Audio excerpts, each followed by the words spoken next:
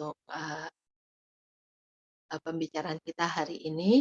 Kita tahu kedukaan bisa datang kapan saja, menimpa siapa saja, dan kadang kita juga masih belum siap untuk kadang bukannya belum siap juga ya, kadang kita bingung gitu karena kita yang tertimpa kedukaan ataupun teman ataupun orang sahabat kita yang kena itu kita bingung gitu karena, nggak ngerti tahapan-tahapannya tuh bagaimana.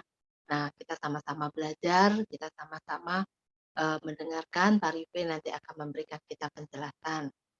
Di mana kita juga harus berperangai, kita harus bersikap, kita harus punya hati yang seperti Kristus, yang bisa menjadi pendamai, kita bisa menjadi orang yang bisa membantu teman-teman, rekan-rekan kita, orang-orang di gereja kita, tetangga kita apabila mereka ada kedukaan.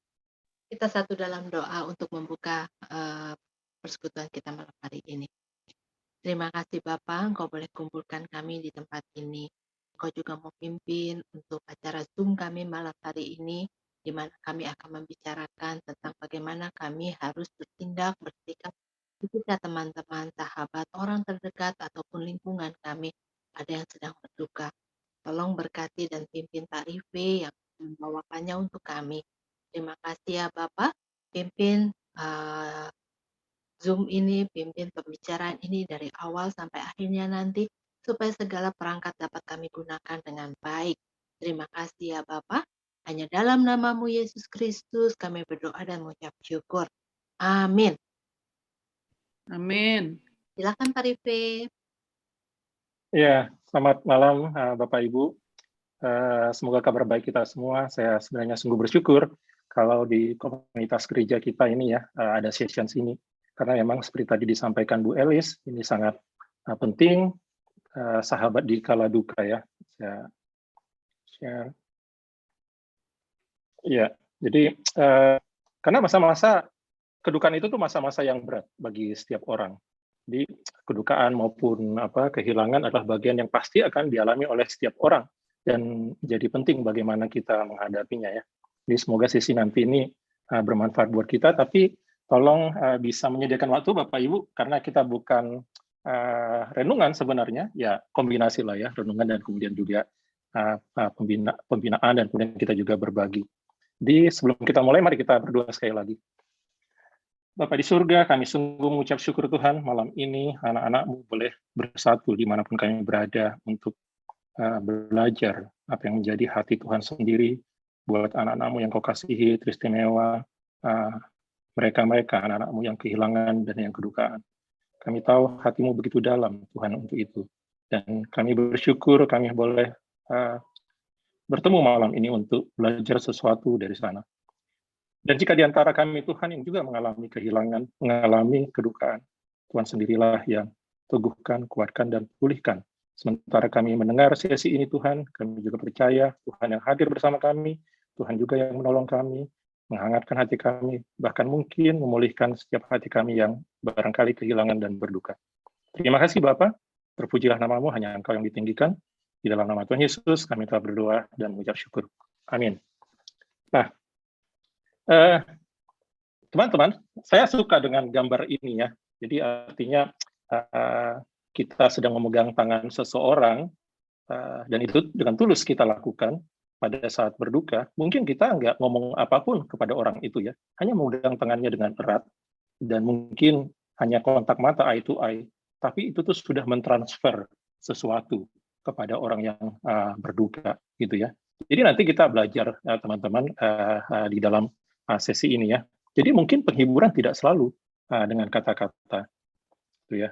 Nah, tapi sebelum ke sana, saya ambil sedikit pengertian ya. Jadi baru-baru ini saya dengan beberapa teman di sini ikut juga pelajaran konseling, dan itu mungkin akan kami bagikan juga sedikit di sini ya, karena saya pikir ini sangat penting ya. Apa itu duka cita? Kalau dalam bahasa Inggris itu disebut bereavement. Adalah suatu keadaan, situasi yang timbul akibat kehilangan. Nah, kehilangan itu tuh bisa kematian, bisa hal yang lain ya. Nah, ada yang menarik teman-teman, dalam bahasa Inggris duka disebut grief, itu yang sering kita mau maksudkan sebenarnya adalah merupakan penderitaan yang disebabkan oleh kematian atau kehilangan lainnya. duka bukanlah satu perasaan atau sebuah perasaan atau emosi tertentu, melainkan kumpulan, mixed feeling, kombinasi dari beragam, ada pikiran di sana, ada perasaan di sana, ada perilaku, segala macam. Mixed feeling. Duka adalah makna internal yang kita berikan pada peristiwa eksternal. Jadi kalau misalnya kita barangkali kita berpikir ulang nih, ketika kita mengucapkan bela rasanya kita kepada orang yang kehilangan atau berduka, apakah kita akan bilang turut berduka cita? Atau kita akan mengatakan kami turut berduka karena itu tuh perasaan kami, ya kan, atas kehilangan atau kedukaan tersebut. Duka citanya adalah situasi keadaan itu, gitu ya. Nah, jadi dalam keadaan ini, dalam kondisi duka ini, teman-teman, ada penderitaan. Karena setiap orang akan menghadapi berduka. Perlu ada simpati dan empati, hati yang terbeban untuk nolong mereka ya. Dan teman-teman, itu juga yang dimiliki oleh Tuhan Yesus. Dia mengalami perasaan yang sama ketika ada orang yang berduka. Ketika melihat sahabatnya, Lazarus, meninggal, dan dia dikabarin sebelumnya oleh saudara-saudara Lazarus bahwa dia sudah pass away, gitu ya. Dan perasaan yang sama itu juga dimiliki oleh Tuhan Yesus ketika dia melihat banyak orang yang mengikuti dia. Ada perasaan yang muncul di hati dia tentang orang yang lapar, tentang orang yang sakit, yang punya pengharapan. Dan Tuhan ingin kita punya pikiran dan perasaan yang sama yang terdapat juga dalam Kristus. Itu dikatakan Alkitab, gitu ya. Jadi saya meyakini teman-teman bahwa ketika Tuhan ingin menggerakkan sesuatu atau seseorang dalam suatu pekerjaan Allah, dia akan memakai pikiran, perasaan kita dulu sebelum orang itu tuh digerakkan untuk melakukan suatu pekerjaan, gitu ya. Jadi artinya ketika kita sedang menghadapi orang yang berduka, mungkin kita penting untuk melihat lagi apakah kita sekedar courtesy, ya kan, sekedar store muka saja, atau sebenarnya kita memang benar-benar ikut merasakan. Dan jangan-jangan Tuhan ingin memakai kita juga untuk menolong mereka dalam berbagai bentuk, dalam berbagai peran ya. Jadi memang kehadiran kita teman-teman akan sangat berarti, dan itu menunjukkan kepedulian kita kepada yang berduka. Tapi ada hal yang lebih dari itu. Allah mungkin seperti tadi saya bilang akan memakai kehadiran kita dalam menolong, menguatkan, dan memulihkan orang lain ya. Oke. Nah ini satu hal terminologi yang lain, mourning. Ya kan kita juga pernah dengar lagu You Turn My Mourning into Dancing. Tuhan merubah ratap menjadi pujian. Nah dalam konteks ini nih merupakan ekspresi dari luar dari duka dan kehilangan. Nah jadi artinya ada sesuatu yang kita ekspresikan ya. Oke. Di situ tuh kita sedikit mengerti ya. Nah sekarang ini saya menyampaikan satu pengenalan teman-teman. Dan ini sangat penting. Kenapa? Karena biasanya kita hanya fokus kepada kematian. Itu yang kita rasa kedukaan itu. Nah, di sini disebutkan bahwa ada sebenarnya kehilangan karena kehilangan primer, itu yang pertama, dan juga kehilangan karena kehilangan sekunder. Nah, kehilangan primer itu apa? Karena kematian orang yang dikasihi tadi. Tapi sadar nggak kita teman-teman? Ini kita konteksnya adalah orang-orang yang memang punya hati untuk terlibat dalam pelayanan Tuhan, punya hati terlibat di dalam pelayanan pelawatan, ataupun memang sebagai sahabat untuk mendukung orang-orang yang kita kasihi. Ada hal-hal yang lain yang namanya tadi kehilangan sekunder tadi. Apa itu? Satu, misalnya kehilangan identitas. Contoh misalnya, ketika suaminya meninggal, istrinya menjadi janda. Statusnya dia sekarang jadi janda. Ketika orang tuanya meninggal, anak itu tuh menjadi yatim piatu. Statusnya jadi yatim piatu. Hidup mereka tidak sama lagi ketika keluarga itu jadi utuh ya. Identitas mereka berubah. Nah, ketika berubah begitu, saya nanti kasih kondisi misalnya, apakah yang dialami oleh istri tadi yang meninggal, grief-nya tadi ya, kedukaannya dia itu tuh sama konteksnya dengan kedukaan yang dialami oleh anak yang pertama, oleh anak yang kedua, bisa berbeda, teman-teman, sesuai dengan konteksnya mereka. Itu tuh akan menarik nanti kita bahas ya. Kemudian juga kehilangan masa depan. Jadi saya ketika bapak saya meninggal ketika kelas 2 SMA gitu ya, saya berharap bisa masuk satu perguruan tinggi pada saat itu tuh di Bandung. Saya kehilangan supporter yang mendukung saya gitu loh, gitu ya. Ada cita-cita yang mungkin yang bisa hilang. Ada bahkan orang yang kehilangan kepercayaan iman karena komplain, ya kan? Kenapa Tuhan mengambil orang yang saya kasih? Dan segala macam. Apalagi kalau kehilangan itu berturut-turut gitu loh. Nah, kemudian ada macam-macam kehilangan intimasi kalau itu pasangan, kehilangan stabilitas keuangan, dan juga supporting sistem yang lain bisa hilang. Jadi artinya ya kan ketika kita melihat saudara-saudara kita kehilangan atau kedukaan, ada banyak kompleks yang teman-teman kita harus perhatikan dengan mereka supaya kita bisa bersama dengan mereka. Nah, ini nih menarik ya, mestinya teman-teman ya, ketika kita memahami ini nih ada banyak hal yang terjadi di sekitar kematian atau kehilangan primer tadi, gitu ya. Nah, jadi itu tuh sebagai gambaran teman-temannya. Jadi kita lanjut lagi ya, karena ini banyak hal yang kita akan coba pelajarin gitu. Nah, ada istilahnya juga living loss. Nah, ini juga menorong. Artinya hidup, kita sama-sama hidup gitu ya. Tapi ada kita yang kehilangan. Tadi kita sepakat ya, bahwa kehilangan itu, loss itu tuh juga bukan hanya karena ada yang meninggal, tapi karena banyak hal gitu. Jadi orang-orang bule itu juga kalau bilang sesuatu, dia akan bilang, saya merasakan kehilangan. Ya kan? I'm sorry for your loss. Itu bahasanya mereka gitu ya. Karena kedukannya kita itu bukan hanya karena kematian. Apa contohnya ya? Oke. Pindah tempat tinggal. Kita hidup pindah tempat tinggal. Tadinya kita tinggal di kota wisata misalnya, karena satu dan lain harus pindah ke tempat yang lebih jauh, ya kan? Yang tadinya kita sudah nyaman tinggal di kota wisata, sosial, hubungan dekat dengan satu sama lain harus pindah yang lebih jauh. Kita kehilangan semua itu tuh, dan mungkin kita akan berduka, to some extent gitu ya. Nah, kemudian juga karena kehilangan pekerjaan, PHK, pengurangan jam kerja, kita juga mengalami grief tadi, duka tadi. Ya. Terus kemudian juga karena sakit yang kronis, hidup menderita karena sakit yang berkepanjangan, demensia, stroke dan lain-lain, atau kok nggak ketemu ya obatnya, ya kan, kayak apa, imun dan seterusnya itu ya. Dan kemudian kayak apa, problem masalah keuangan, putus hubungan atau pisah rumah atau cerai dengan pasangan kita, semuanya hidup kita, tapi kita kehilangan sesuatu di dalam hidup kita, kehilangan sesuatu di dalam jiwa kita, pikiran, emosinya kita ya. Nah, kemudian kehilangan sahabat, hilangnya impian, tadi kita sudah ngobrol ya, kehilangan rutinitas yang biasa dikerjakan. Kalau orang tua biasanya dia melakukan sesuatu rutin, karena misalnya penyakit atau hal-hal yang lain, dia tidak bisa melakukan itu. Padahal itu sesuatu yang dia nikmati selama ini. Dia hilang itu, ya kan? Dan bagaimana untuk menolong mereka gitu ya. Kemudian ada perubahan pola hubungan. Tadinya kita tidak pandemi, kita bisa komunikasi, ngobrol, berpelukan dengan anggota keluarga kita. Sekarang kita harus jauh-jauh, ya kan? Nah, bagaimana kita membangun hubungan dengan itu? Ada yang hilang di dalam hidup kita, kecanduan, kemudian juga impact karena misalnya perceraian orang tua, gitu ya. Nah, orang tua bisa jadi nggak sadar. Ada yang hilang di dalam anak-anaknya, walaupun mereka bilang kami akan take care, kami akan bertanggung jawab dan segala macam. Ada yang hilang, sesuatu yang harusnya didapatkan oleh mereka, gitu ya. Kemudian ya academic failures misalnya, gagal secara akademik, tadinya mengidam-idamkan dapat PTN tertentu tapi tidak dapat, dia sudah berjuang 2 tahun 3 tahun, bimbel dan segala macam tidak dapat, ada kekecewaan terhadap harapan yang tidak kesampaian itu tuh, ya kan, dia berduka dengan kondisi itu, gitu ya. Dan juga cedera dan sakit dan seterusnya. Jadi macam-macam jenis kehilangan ini, teman-teman ya, kehilangan kesempatan tadi. Nah, jadi dari konteks ini kita mulai paham, ternyata besar sekali spektrum dalam pelayanan kedukaan. Ya kan? Tadinya kita misalnya di gereja pelayanan kedukaan itu tuh ya karena memang ada yang meninggal, ada yang kehilangan. Tadi kita belajar ada secondary loss-nya. Impact kedalaman emosional yang terjadi setiap orang juga berbeda-beda dan segala macam gitu ya.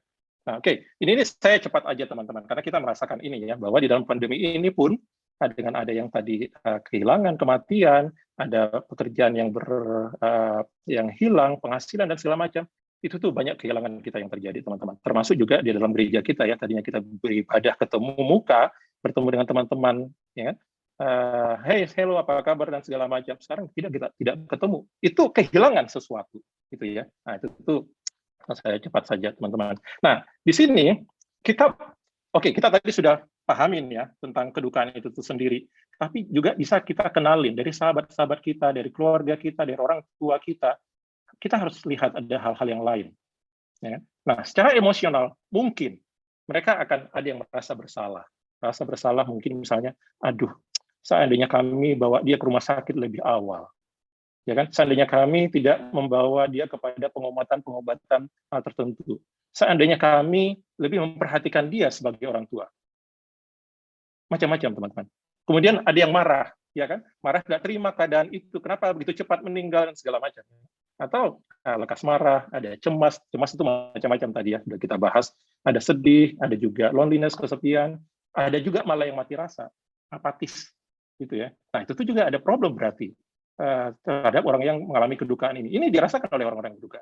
Ada yang rasa detached, terlepas gitu ya. Jadi dia seperti terpisah gitu ya. Nah, terus kemudian juga ada yang secara fisik juga lebih merasa kelelahan, sakit kepala gitu ya. Sebentar Bapak Ibu. Terus kemudian juga punya gangguan tidur, jadi punya problem pencernaan, nafsu makan berkurang, muncul penyakit dan yang lain-lain gitu loh. Nah, itu tuh terjadi. Jadi duka cita ini teman-teman mempengaruhi setiap orang secara mental maupun fisik. Itu ya. Jadi misalnya beberapa orang mungkin marah pada diri mereka sendiri atau marah pada orang yang meninggal karena telah meninggalkan mereka.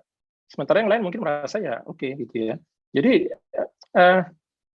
kesedihan ini tuh bisa berbeda-beda, teman-teman.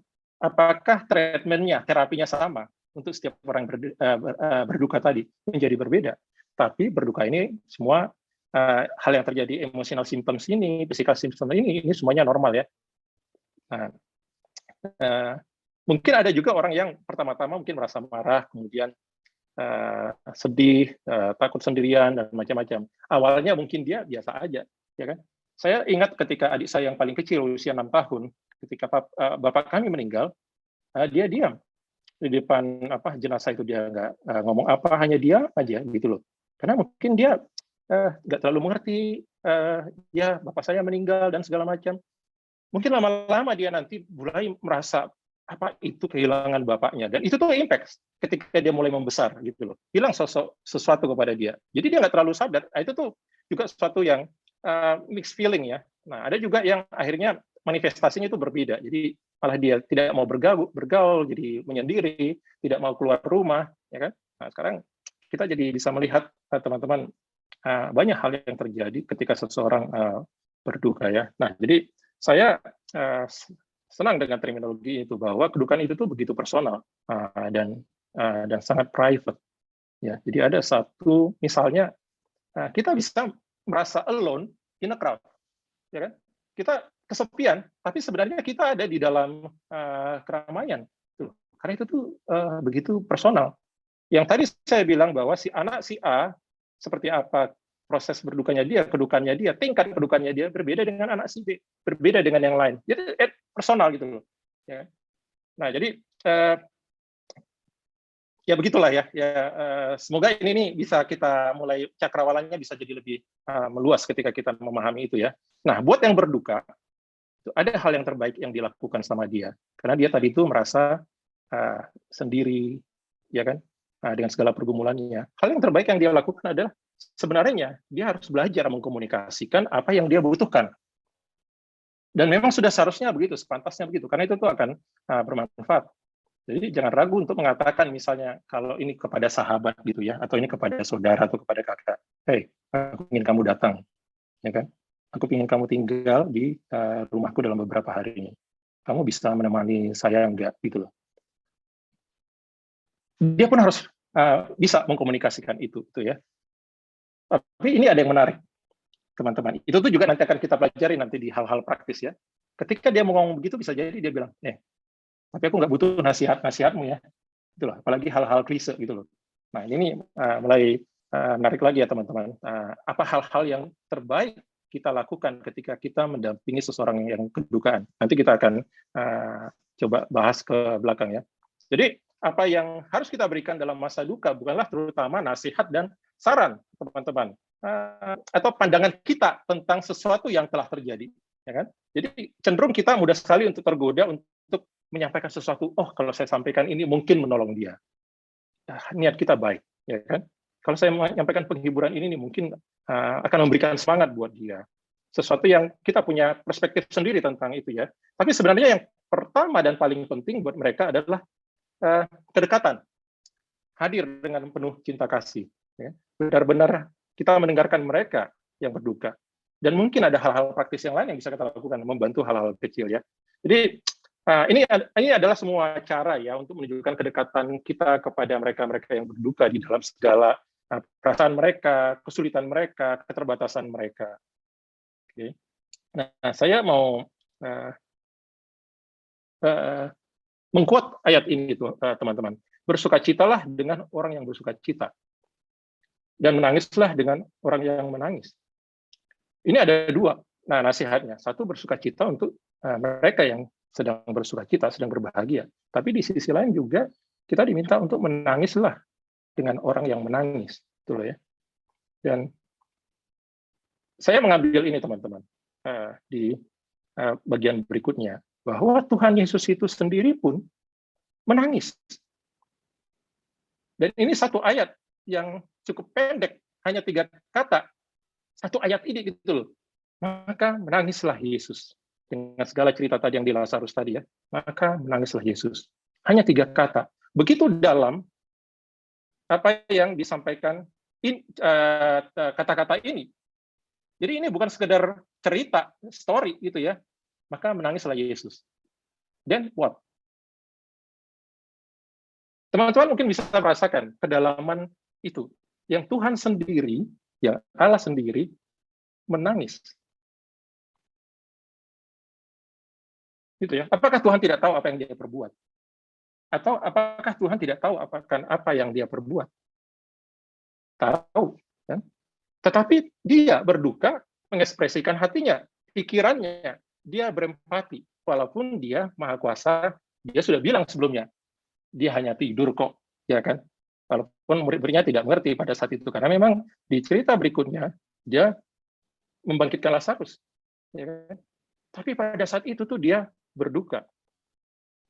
Dan saya membayangkan teman-teman ya, ketika Bapak itu sendiri juga sangat berduka ketika anak yang dikasihinya ini, Yesus harus menjalani salib Via Dolorosa. Dia menyaksikan detik demi detik, dan dia melihat anaknya tergantung di kayu salib secara tidak layak. Dan apa yang Allah Bapa rasakan, teman-teman, ketika putranya itu bilang, Allahku, Allahku, mengapa engkau meninggalkan aku? Nah, saya, teman-teman, sambil merinding ketika mengingat kembali cerita itu ya, dia sendiri berduka. Nah, tapi sekarang saya ajak bercanda juga ya, dia juga berduka, teman-teman, kalau kita kelakuannya kita nggak benar ya. Nah, ini peace nih, peace gitu ya. Nah, jadi kembali ke konteksnya, Allah kita itu punya perasaan yang berduka terhadap setiap kita yang kehilangan, yang mengalami kedukaan. Dia juga berduka tentunya kepada orang-orang yang meninggal, tapi juga belum percaya kepada Kristus ya. Nah, jadi itu hatinya Tuhan. Nah, jadi di sesinya kita, teman-teman, malam ini, saya sebenarnya tidak hanya mau ingin membagikan apa yang saya pelajari juga, apa yang kita rasakan bersama tentang bagaimana menolong orang-orang yang berduka. Tapi kita harus yang paling penting, apa yang terdapat juga di dalam pikiran Kristus, di dalam perasaan Kristus, itu yang kita harus rasakan, dan itu yang harus kita ekspresikan kepada mereka. Setuju ya? Jadi sekarang kita punya perspektif yang berbeda, lebih penting ternyata, ya kan, pelayanan ini gitu ya. Nah, oke, ini saya ambil firman Tuhan dan juga jaminannya. Artinya kalau jaminan, ya jaminan pasti, ya kan. Buat teman-teman, mungkin kita di sini juga saya tidak tahu ya, ada yang kita kehilangan dalam berbagai bentuk yang tadi. Tapi janji Tuhan adalah pasti. Janganlah takut, sebab aku menyertai engkau. Janganlah bimbang, sebab aku ini Allahmu. Aku akan meneguhkan, bahkan akan menolong engkau. Aku akan memegang engkau dengan tangan kananku yang membawa kemenangan. Jadi ingat teman-teman, ayat ini nih kita bisa paham, kita mengertikan di dalam berbagai konteks. Tapi Tuhan juga ingin kita mencapai sesuatu ketika kita melewati proses berduka tadi, itu tuh mencapai satu kemenangan. Banyak orang yang gagal melewati proses kedukaan itu, teman-teman. Ya tadi harinya jadi hilang iman, jadi macam-macam gitu loh. Nanti kita mungkin akan lebih belajar lagi lebih jauh dari situ tuh. Dia ingin memegang kita dengan tangan kanan yang membawa kemenangan. Kemenangannya klise? Tidak, karena ada maksudnya. Nanti kita akan lihat apa kemenangannya gitu loh. Nah, kemudian di Matius 11 ayat 28 juga sangat jelas. marilah kepadaku semua yang letih, lesu, dan berbeban berat, aku akan memberikan kelegaan kepadamu. Jadi artinya hatinya dia sangat dekat kepada orang-orang yang berduka ya.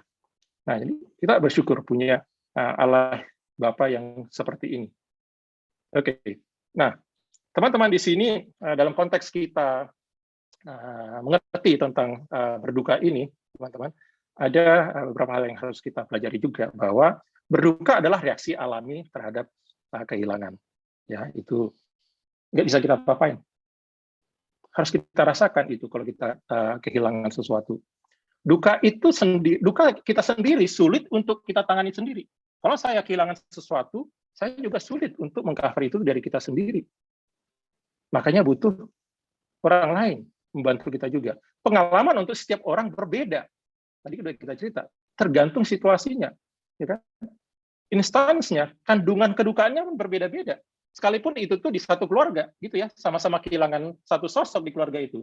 Tapi instannya, kedalamannya, konteksnya buat setiap orang itu tuh bisa berbeda, teman-teman. Jadi ketika kita melakukan pelayanan kedukaan ya, mungkin ke depan kita harus memperhatikan bukan hanya pasangannya yang kehilangan yang perlu kita dukung. Siapa orang-orang di keluarga itu yang perlu kita dukung? Ya kan? Jadi pelayanan gereja atau pelayanan komunitas pelayanan kita sudah harus lebih komprehensif untuk melihat situasi itu. Ya.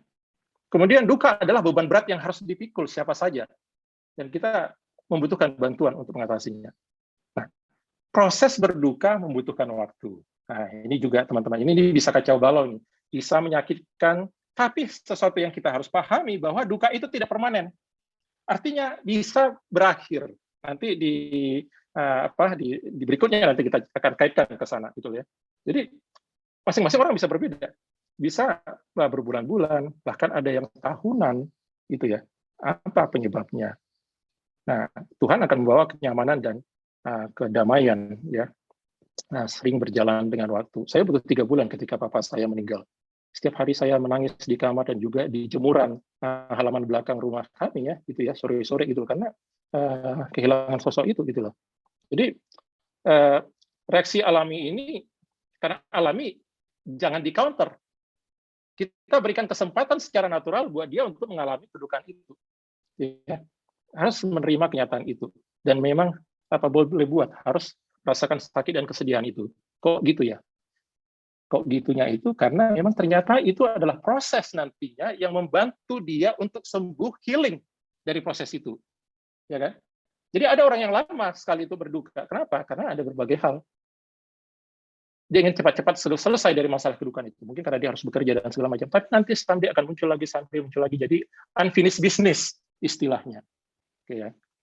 Nah, jadi gini, kedukaan itu tidak membuat kita harusnya runtuh. Hidup kita runtuh. Kenapa? Karena Allah itu, yang tadi kita percayai tadi itu tuh ada di sana. Allah adalah sosok yang bertanggung jawab terhadap apa yang terjadi dalam kehidupan kita. Dan dia sanggup merestorasi semua yang hilang di dalam kehidupan kita. Ya kan, sama seperti dia merestorasi kehidupannya Ayub pada saat itu.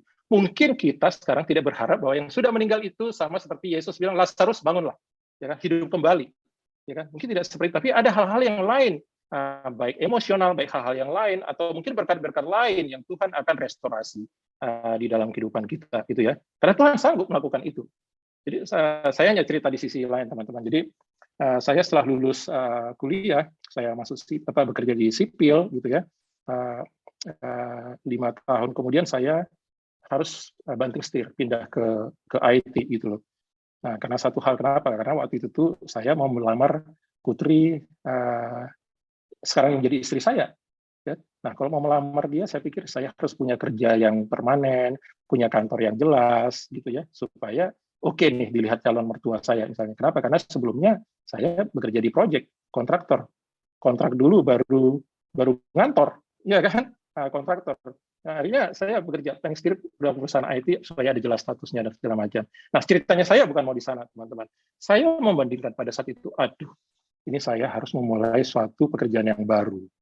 Sementara teman-teman saya sudah lebih dahulu konsisten di situ tuh sudah jauh lebih advance karirnya, mereka sudah bagus dan seterusnya, gitu ya. kalau tadi motivasi tadi saya itu tuh adalah motivasi yang ya manusiawi gitu loh, tapi sebenarnya saya menggumulkan dalam waktu itu, Tuhan apakah ini jadi kehendak Tuhan buat saya untuk pindah pekerjaan ini? Itu yang terjadi sebenarnya di belakang buat saya ya. Nah, dan kemudian saya sangat meyakini bahwa saya memang dituntun untuk pindah ke pekerjaan ini dan itu kita saya jalani sampai sekarang.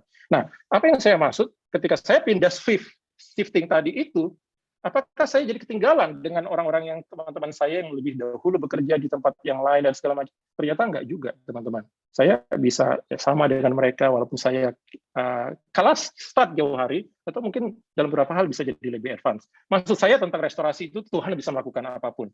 Jadi Tuhan itu tidak pernah terlambat untuk melakukan sesuatu di dalam kehidupan kita ya. Sama juga di dalam kedukaan yang kita alami.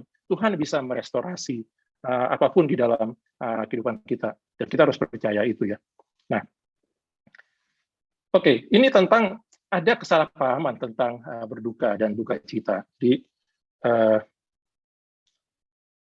kita kebanyakan orang berpikir bahwa jika kita mengizinkan kita mengalami duka, kita akan terseret dan mengalaminya untuk kurun waktu yang panjang. Ya kan, dari itu tuh kita merasakan tidak akan efektif dan segala macam. Dan kemudian ada kecenderungan atau ada dorongan, saya harus segera mengatasi ini. Fine, ya kan? Tapi kebenarannya adalah duka cita yang diizinkan berjalan secara alami akan lebih cepat berakhir. Nah, tadi ingat ya tadi yang teman-teman ya di cerita di awal tadi itu tuh bahwa ada yang diskrit dan segala macam. Duka cita yang diizinkan berjalan secara alami akan lebih cepat berakhir. Duka cita yang tidak pernah berakhir adalah duka cita yang tidak dihadapi sepenuhnya. Duka cita yang tidak diekspresikan akan seperti bom waktu yang akan menunggu masanya saja gitu ya. Nah, kita juga salah paham juga tentang air mata gitu ya. Kalau kita menangis seolah-olah kita lemah, atau kita melihat sosok satu orang pria tidak menangis padahal kehilangan istrinya dan segala macam. Wah, hebat Bapak itu, tabah. Itu mungkin pemahaman kita dari luar gitu ya. Padahal dia mungkin banyak macam-macam yang terjadi, bisa mixed feeling yang dia hadapin gitu ya. Dan masih mungkin butuh waktu untuk dia berproses kedukaan itu yang kita tidak tahu bahwa dia akan menangis sejadi-jadinya. Ya kan? Jadi kita bertingkah seolah-olah meratap itu salah atau seperti kelemahan emosional. Padahal menangis sebenarnya menyediakan kita kelepasan yang dibutuhkan. Jadi ya menangislah kalau yang harus menangis. Ya kan? Kita berikan waktu untuk menangis. Dan itu tuh menolong situasi itu. Ya. Kita juga berpikir bahwa jika kita sungguh mengasihi almarhum, ini juga ada orang-orang tertentu. Ya kan? Kalau dia merasa mengasihi orang itu tuh, dia akan berduka cukup lama atas kematiannya. Seolah-olah duka cita yang berkepanjangan itu adalah bukti sayangnya kita kepada dia. Nah, ini juga hal yang salah, teman-teman. Dan ini kita perlu pahami ya, kenapa konteksnya kita memang mau belajar tentang segala aspek yang melingkupi orang-orang yang berduka. Kebenarannya ialah kasih yang sejati tidak perlu duka cita untuk membuktikannya. Oke, kita pikirkan itu ya. Jadi, jika orang tua yang lama sekali berduka, kita harus memahaminya. Kehilangan anaknya misalnya, atau siapapun ya, kita harus bisa memahaminya. Dan jangan kita menyalahkan dia ya. Justru kita harus berada bersama dengan dia untuk menolong dia. Ya. Supaya dia bisa mengalami proses kedukaan itu secara normal dan proper. Ya. Nah, ini nanti akan nyambung lagi ke apa yang nanti kita diskusikan nanti berikutnya ya. Nah, faktor-faktor yang mempengaruhi kedukaan, relasi dengan almarhum, semakin dekat hubungannya kita, semakin terimpact kita perasaannya. Berapa kuatnya dukungan yang kita terima dari lingkungan, supporting system, teman-teman sepelayanan, sahabat-sahabat, dan seterusnya. Penghargaan diri, nilai hidup, dan cara yang berduka menghadapi kehilangan. Ya, nilai-nilai yang dia punyai, ya kan, terhadap kedukaan itu. Kemudian, tentang almarhum sendiri, jika ia memiliki sifat yang buruk, kematiannya akan dihadapi orang yang berduka dengan perasaan bercampur. Ngerti ya, teman-teman ya? Ada orang yang jahat semasa hidupnya, bisa jadi orang tua atau siapapun kita, atau saudara kita, ya kita kehilangan kesedihannya itu tuh campur aduk, teman-teman. Satu sisi sedih, satu sisi gimana gitu ya. Nah, jadi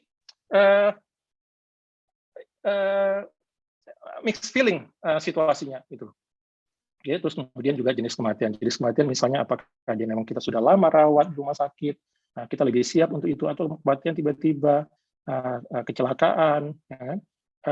macam-macam. Itu tuh mempengaruhi kedukaan yang kita alami ya. Juga masalah latar belakang budaya dan juga keyakinan kita seperti apa gitu ya. Nah, terus kemudian juga kehilangan lain yang timbul mungkin akibat kematian tadi, kita sudah belajar tadi ya soal yang secondary loss tadi itu ya. Nah, kemudian juga pengalaman sebelumnya yang menghadapi kematian, sudah pernah sebelumnya itu mengalami kedukaan atau ini baru yang pertama kali. Ya. Nah, kemudian juga pemakaman. Kita teman-teman juga sering terjadi ya. Kita sudah buat prosesinya katakan 3 hari atau mungkin 2 hari tergantung ya. Ternyata ada keluarga jauh yang belum bisa sampai hadir karena dia jauh di luar kota dan segala macam. Apa yang terjadi dengan si orang itu yang ingin sekali ikut hadir gitu ya. Ada tingkat dan konteks rasa kedukaan yang berbeda yang dia rasakan dengan kita atau saudaranya yang bisa hadir di dalam proses kematian itu, di dalam proses pemakaman itu. Gitu. Jadi ada yang tidak solve ya teman-teman ya. Tadi oke sudah mulai ke sana ya. Bagaimana dia gitu loh, tidak hadir. Nah, terus kemudian juga tipe kepribadian ya, orang yang feeling, ya perasa dengan orang yang thinking, pemikir itu tuh beda, dan kepribadian-kepribadian yang lain. Jenis kelamin juga gitu ya. Laki-laki menghadapi proses kedukaan itu, kehilangan itu tuh berbeda dengan wanita. Laki-laki melihatnya itu sebagai blok-blok aja di dalam kehidupannya dia. Oke, saya kehilangan ini satu blok. Ya blok yang lain saya masih bisa jalan. Gitu ya. Tapi kalau wanita, dia merasa kehilangan itu, apalagi itu tuh misalnya pasangannya atau anaknya, seluruh hidupnya rasanya ada yang kehilangan gitu. Itu tuh berbeda dari jenis kelamin ya. Oke. Nah, teman-teman, ini juga menarik untuk kita pahami ada hambatan ternyata dalam proses kedukaan itu ya. Yang pertama adalah dia bersedia tidak untuk membiarkan diri dia berduka. Tadi kita sudah sama-sama sepakat gitu ya bahwa itu adalah alamiah, proses dan wajar. Tapi ada kondisi-kondisi tertentu, saya nggak boleh lama-lama dalam kondisi ini. Kelihatannya baik ya, kelihatannya baik karena ada hal-hal yang urgent yang harus dilakukan. Tapi ada yang masih belum selesai di dalam pemulihan kehidupannya ya, atau dia memang melawan itu gitu loh. Ya. Kehilangan yang berturut-turut. Ya. Baru kemarin kehilangan papanya karena COVID. Nggak berapa lama kemudian kehilangan ibunya. Ya kan? Mereka bingung bagaimana berduka. Atau sebaliknya juga orang tua kehilangan anaknya, kehilangan dan segala macam keluarganya yang lain. Ya, berturut-turut itu membuat mereka bingung bagaimana berduka. Jadi makin lama makin ini ya teman-teman, makin dalam ya untuk kita lihat konteks yang kedukaan. Kemudian juga itu tadi yang saya sampaikan di awal, situasi tidak mengizinkan mereka untuk melanjutkan hidup, harus melanjutkan hidup dengan segera, harus cepat gitu loh. Dan juga tidak tahu apakah yang kami kasih ini, saudara kami ini sudah meninggal atau belum. Misalnya ya, dia pergi panjat gunung misalnya, tidak ditemukan berhari-hari, atau yang zaman dulu pesawat yang Adam Air, berbulan-bulan tidak ditemukan lagi gitu loh, ya kan? Dan tidak menemukan mayatnya. Tidak ada informasi yang pasti. Ini pun juga mempengaruhi proses kedukaan itu sendiri ya. Kemudian sikap ambivalen tadi terhadap almarhum, ya kehilangan tapi juga membencinya, gitu ya. Tuntunan religius dan sosial budaya yang mengharuskan kita tabah. Kita harus tabah, harus kuat, ya kan.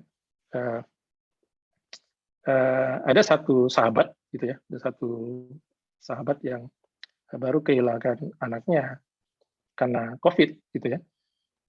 Terus kemudian istrinya juga sakit karena COVID, tapi istrinya selamat.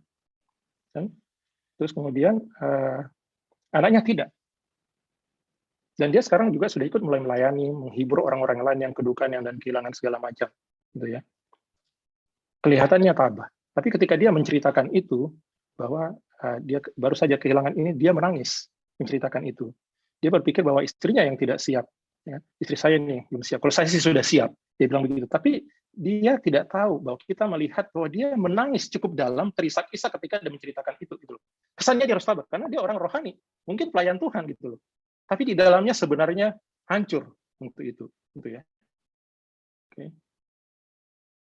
Nah, berikutnya teman-teman. Nah ini nggak apa-apa ya. Ini kita saya ngambil beberapa materi dari konseling kedudukan yang kami pelajari, dan ini menolong, sangat menolong.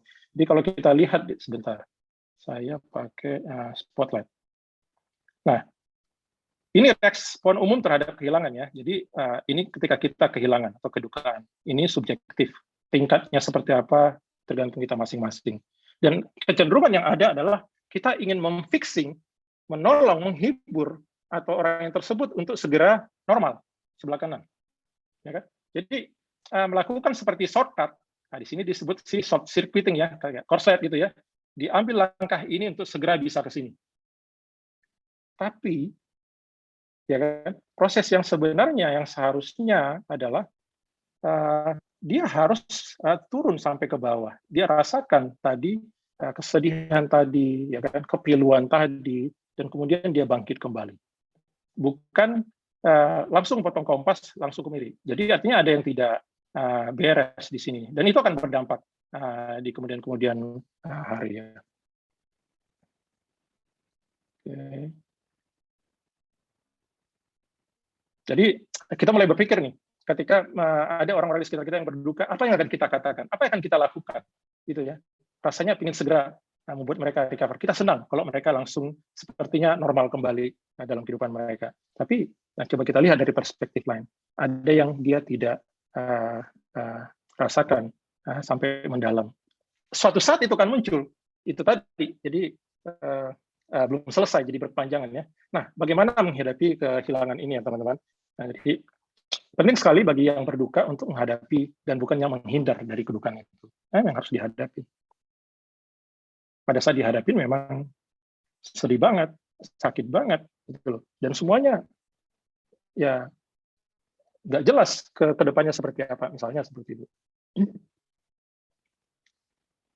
Dan kita mesti mengizinkan diri atau orang yang berduka untuk merasakan semua perasaan yang muncul akibat kehilangan. Tapi kita bukan abai, teman-temannya. Nah, kita atau yang berduka juga harus menemukan tempat yang pas dalam hati untuk menyimpan semua memori tentang almarhum. Jadi nanti ini akan terkait, nanti kita akan melihat ini di ujungnya nanti, apakah dia sudah selesai berduka atau belum. Ini nanti akan jadi salah satu parameter. Walaupun orang yang kita cintai, orang kita kasih itu sudah meninggalkan kita, setiap kali kita mengingat dia, kalau kita sudah selesai ya, sudah beres dengan itu tinggal kenangan manis saja. Mungkin air mata kita masih ini, tapi ya air mata yang sudah berbeda dengan air mata ketika kita mengalami kedukaan itu, gitu ya. Terus kemudian ini nih suami istri yang ditinggalkan perlu menyesuaikan diri untuk hidup sebagai seorang yang lajang kembali. Jadi pasangannya meninggal, terutama laki-laki, ini menjadi pergumulan gitu. Ingin mendapatkan pasangannya kembali segera. Kenapa? Karena banyak kebutuhan, ngurus rumah, macam-macam, ya kan. Tapi sebenarnya ini kembali ya dari sisi konseling ya, dan dari sisi literatur konseling memang merekomendasikan mereka harus punya waktu yang cukup sebagai orang lajang dulu sebelum memulai kehidupan baru. Nah, sebagai seorang lajang, ia harus memulai hidup dengan cara melakukan hal yang sesuai dengan keinginan dan minat pribadinya, menjalin relasi baru, gitu ya. Nah, ini bagian bagaimana kita menghadapi kehilangan. Nah, ada satu hal, teman-teman, yang ini juga kita harus ngerti ya, karena ini terjadi. Kita tahu sebenarnya, tapi mungkin bagus juga untuk kita lihat ya, supaya kita semakin mendalam situasi-situasi yang terkait dengan yang si kedukaan ini. Jadi, marah atau kepahitan, ya, marah terhadap situasi itu tuh disebut nanti complicated grief ya, karena ini nih macam-macam nih. Terus kemudian mati rasa secara emosional, ya, apalagi tadi yang mungkin benci kepada orang yang meninggal tersebut, ya kan? Atau mungkin dia belum terlalu merasakan, mungkin dia masih belum remaja, mungkin ya masih anak-anak dan segala macam, belum dapat emosinya gitu ya. Oke. Terus kemudian ada yang malah lebih jauh lagi ya. Teman-teman sebentar, saya harus sambil ngecek baterai saya 59. Oke.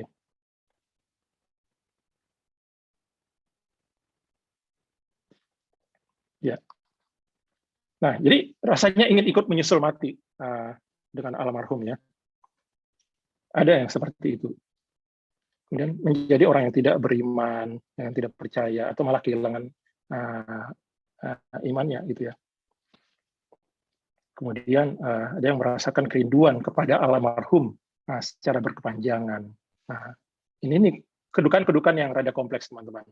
Ada juga orang yang selalu memikirkan soal kematian, gitu ya. Terus merasa seperti hidup tidak berarti, tidak masuk akal dan tidak adil.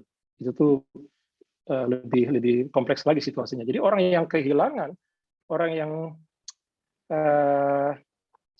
punya keluarga yang meninggal, yang bunuh diri, gitu ya, itu lebih rumit lagi itu situasinya. Ada yang mengatakan bahwa itu tuh 2 kali lebih besar kompleksitasnya dalam proses berduka ya. Nah, jadi ada juga istilah yang disebut itu tuh ambiguous loss, jadi kehilangan yang ambigu karena rumit kesedihan itu gitu loh. Nah, jadi itu teman-teman sekedar untuk kita ketahui banyak hal ternyata yang kita harus pahami sebagai kita orang yang terlibat di dalam pelawatan, di dalam pelayanan kedukaan, maupun kita sebagai individu-individu yang memang ingin mengcomfort seseorang yang kita kasihi. Nah, ini juga baik juga kita ketahui, ya kan? Jadi ada beberapa stage, ada 5 stage ya. Jadi ini dari satu psikiatris, Elizabeth Kluber namanya. Ada fase denial, menyangkal, tidak dapat mempercayainya. Ya kan? Shock, rasanya yang benar gitu kan, benarkah gitu ya. Nah, jadi ada juga yang kecewa, marah pada bisa jadi pada almarhum, ya kan, bisa jadi pada dokter yang menangani, bisa pada diri sendiri yang sudah menangkap sinyal-sinyal bahwa ini akan sakit berat tapi kami kurang cepat menangani itu segala macam, ya, atau kepada siapapun gitu ya. Nah, itu tuh denial, anger, terus kemudian ada negosiasi. Negosiasi ini misalnya contohnya begini ya kan. Dia merasa sudah tidak bisa mengcover, tidak bisa mendapatkan yang kehilangan itu tadi, akhirnya dia mengatakan, sebelum putus, bisakah kita tetap berteman? Ya kan? Nah, itu tuh bargaining tuh, ada negosiasi gitu ya. Konteksnya tadi kita sepakat ya bahwa kehilangan itu tuh bukan hanya karena kedukaan itu tuh bukan hanya karena meninggal, tapi juga banyak loss yang lain yang kita rasakan ya. Terus kemudian juga ada depresi, jadi menjadi apatis, menjadi lesu, sedih, tidak berdaya, dan seterusnya. Ini muncul perasaan-perasaan yang membosankan di sini. Nah, kemudian juga ini penting yang acceptance ini ya. Ini berkaitan dengan pembelajaran menghadapi situasi yang dihadapi, yang oleh yang bersangkutan. Apakah dia mulai bergerak maju dan merangkul kehidupan barunya dengan kondisi yang tertentu ya. Meskipun dia tetap berduka, dengan urutan apapun yang tadi itu tuh bisa jadi anger, bisa bargaining, bisa denial gitu ya, bisa aja. Ini nggak harus semua terjadi ya teman-teman. Bisa jadi hanya satu atau bisa jadi 2 gitu ya. Tapi dia tetap kembali melakukan hidupnya, melanjutkan hidupnya, walaupun ada ruang kosong di dalam diri dia ya. Tapi dia kembali menjalani kehidupannya itu loh. Oke. Nah, bagaimana mengatasi kedukaan ini ya? Nggak ada jalan lain memang. Kita harus menerima kenyataan bahwa dia sudah pergi, ada yang hilang. Itu kita harus terima keadaan itu. Itu menolong recovery penyembuhannya kita. Kemudian ya kita harus menjalani kesedihan tadi, kepilihan tadi itu. Sangat perlu proses itu, proper dirasakan. Karena itu tuh akan membantu proses kesembuhannya. Kemudian kita juga harus menyesuaikan diri dengan kehidupan yang baru, membangun pola yang baru, mungkin jadi peran yang baru, gitu ya. Nah, terus kemudian memberi almarhum tempat secara emosional dan kembali menjalani kehidupan kita ya. Nah, jadi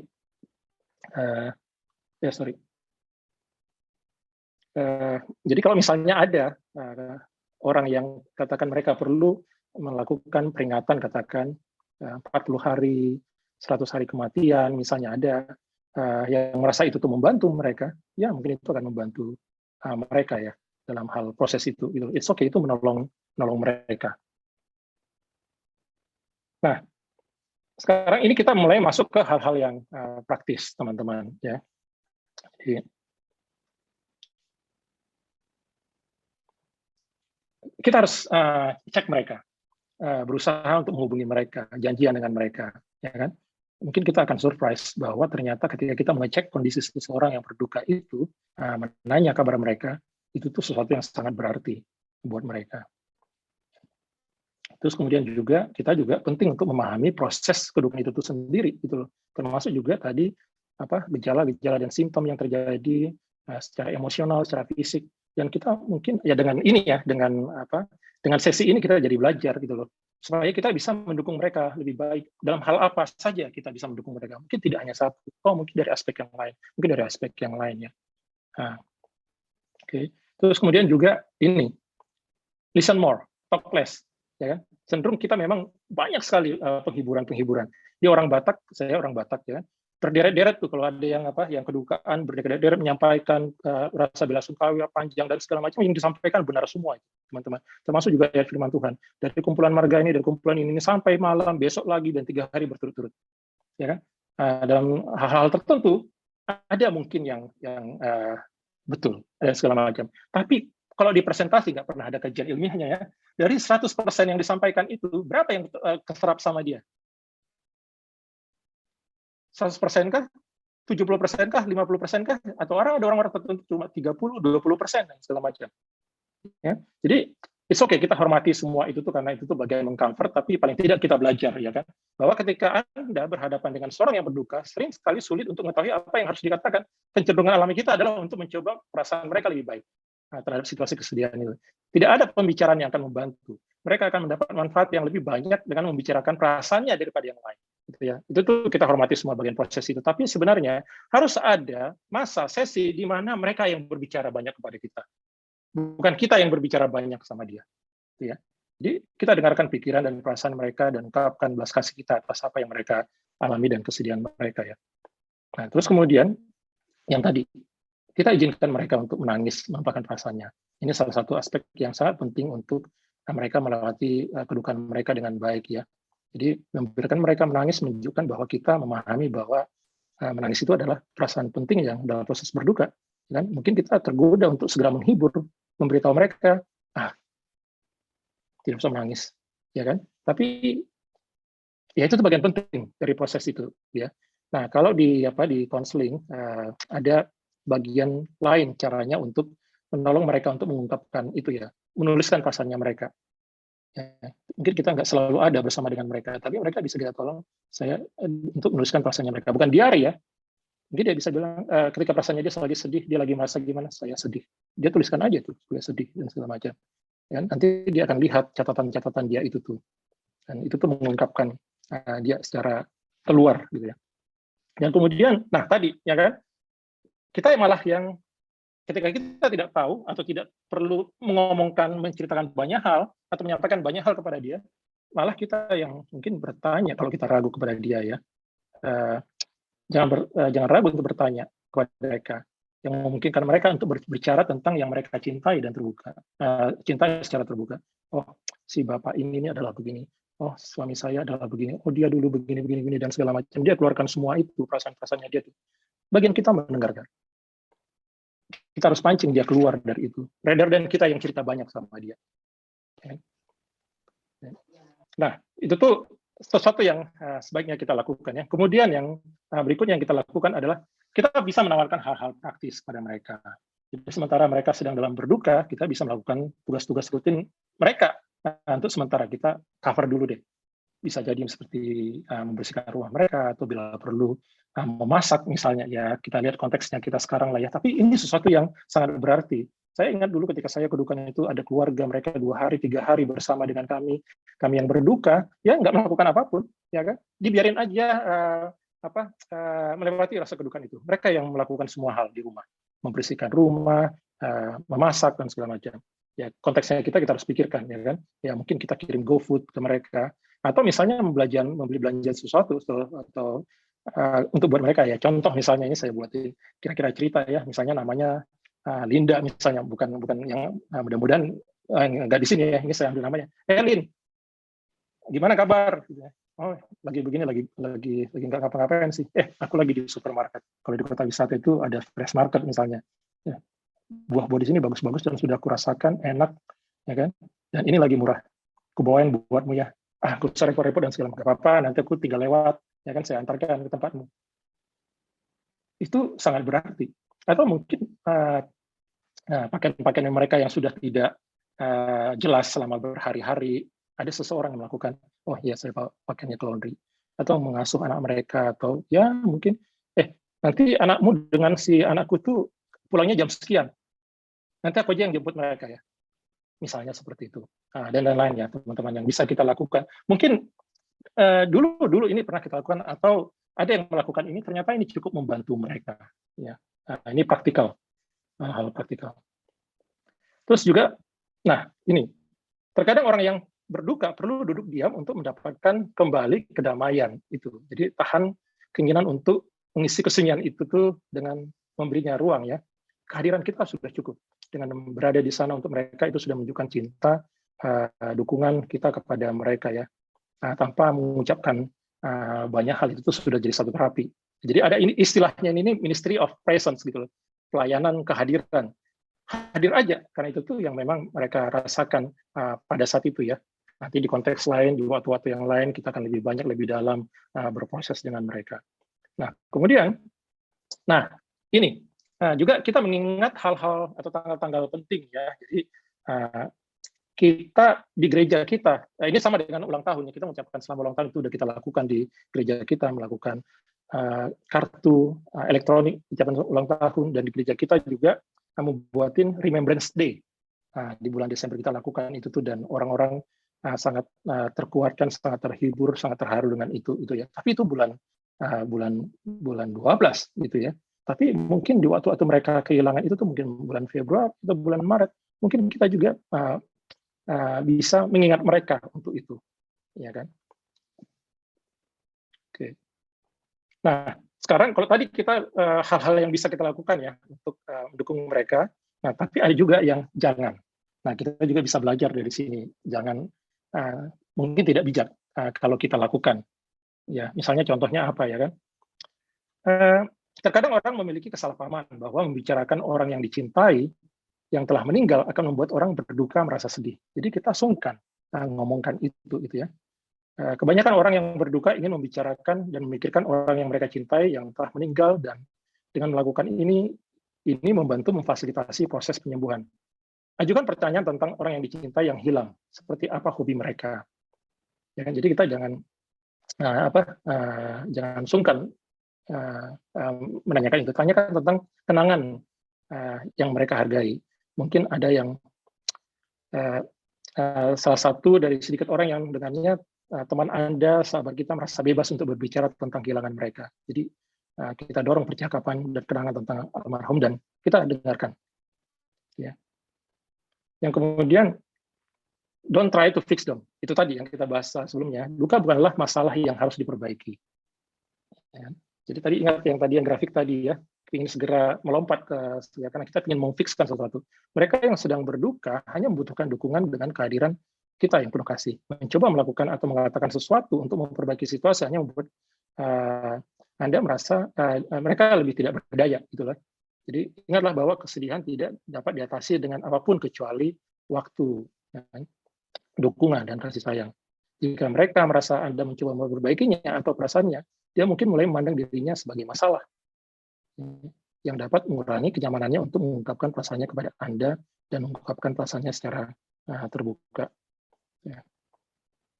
Kemudian juga jangan hilangkan duka itu tuh. Jadi mengakui kesedihan adalah salah satu cara yang paling mendasar dan ampuh untuk menunjukkan dukungan Anda.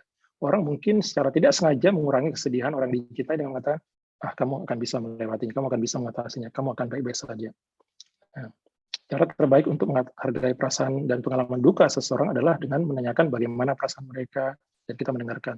Coba mengurangi rasa sakit seseorang dengan meminimalkannya, dengan membuat mereka merasa tidak terhubung ya. Oke. Nah, kemudian ada lagi yang lain. Ini juga sering kita lakukan. Kita pikir ini menolong mereka. Yang kamu alami, saya mengalami pengalaman yang sama. Atau saya punya pengalaman yang lebih berat.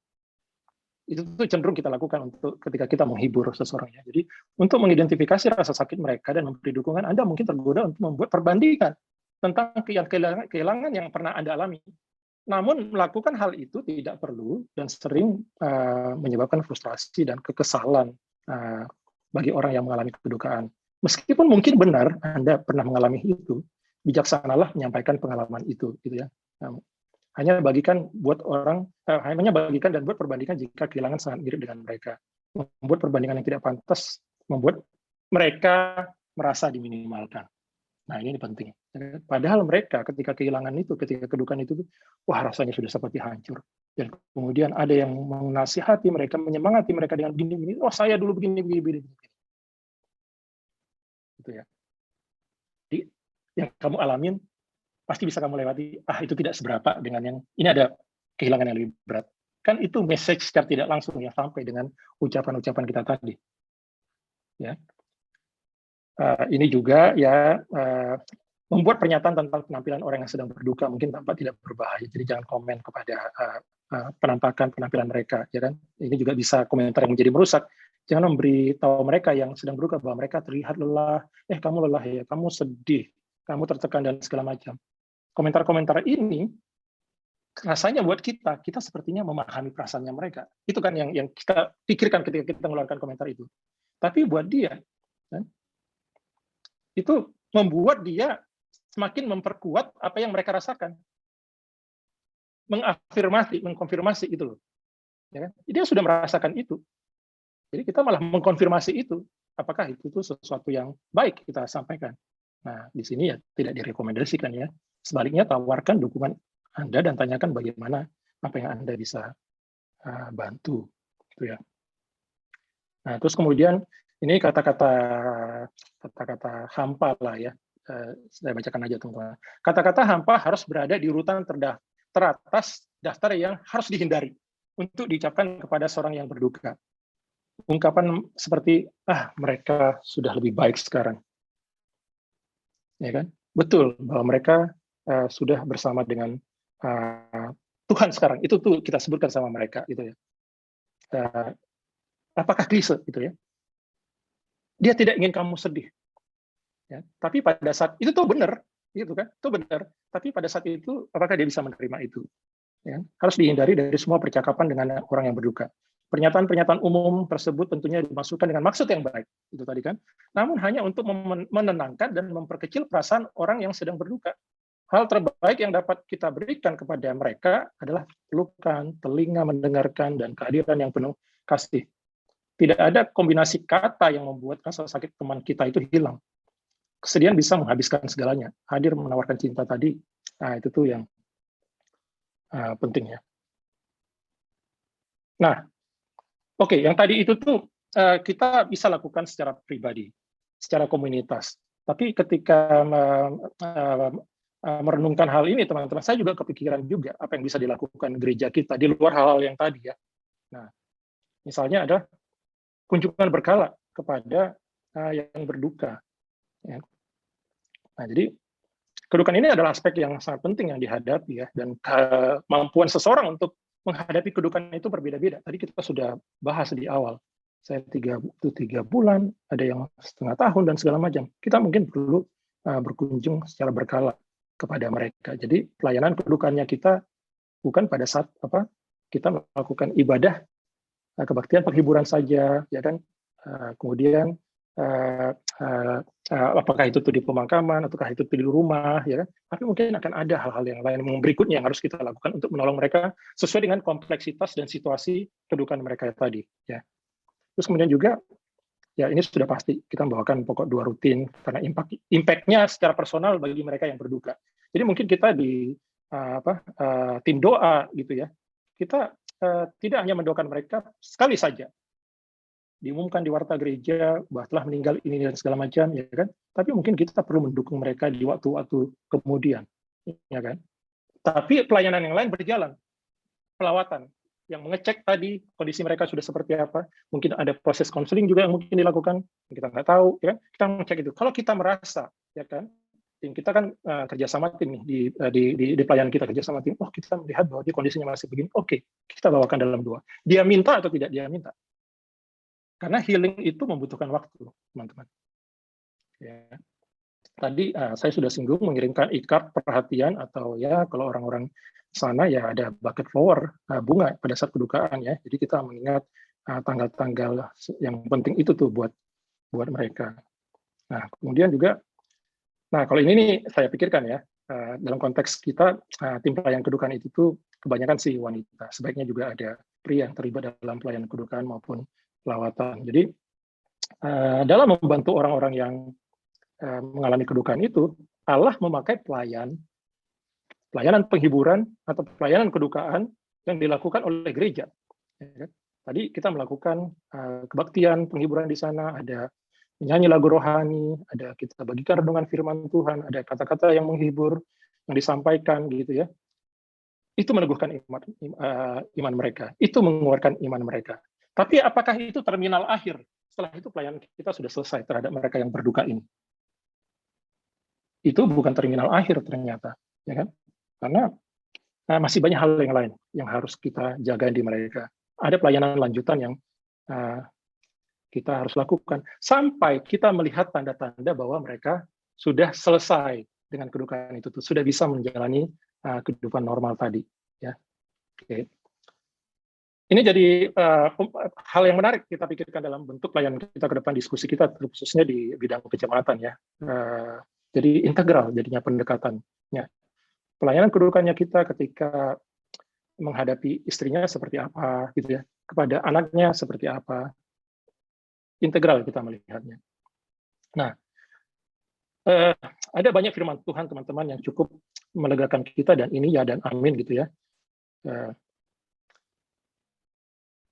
Kita tahu bahwa Allah turut bekerja dalam segala sesuatu untuk mendatangkan kebaikan bagi mereka yang mengasihi Dia, itu bagi mereka yang terpanggil sesuai dengan rencana Allah. Nah, selanjutnya kami tidak mau saudara-saudara bahwa kamu tidak mengetahui tentang mereka yang meninggal, supaya kamu jangan berduka cita seperti orang lain yang tidak punya pengharapan. Di sini tidak dilarang supaya jangan berduka cita, tapi jangan berduka cita seperti orang lain yang tidak punya pengharapan. Ya, terpujilah Allah kita Yesus Kristus, Bapa yang penuh belas kasihan, sumber segala penghiburan yang menghibur kami dalam segala penderitaan kami, sehingga kami sanggup menghibur mereka yang berada dalam bermacam-macam penderitaan. Dengan penghiburan yang kami terima sendiri dari Allah, kita ngalamin sendiri dari Allah.